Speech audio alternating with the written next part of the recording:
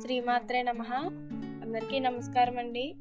కాకినాడ జిల్లా పెద్దపూడి మండలం చింతపల్లి గ్రామంలో ఉన్న శ్రీ సత్తమ్మ తల్లి అమ్మవారండి.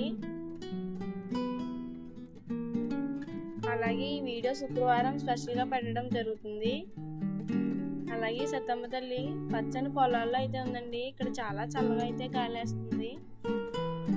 అలాగే ఈ వీడియో చూస్తున్న ప్రతి ఒక్కరికి కూడా ఆ సత్తమ్మ తల్లి వారి దివ్య ఆశీస్సులు పొందాలని కోరుకుంటున్నాం. అలాగే మా వీడియో మీకు నచ్చినట్లయితే లైక్ చేయండి, షేర్ చేయండి, సబ్స్క్రైబ్ చేయడం మాత్రం మర్చిపోకండి.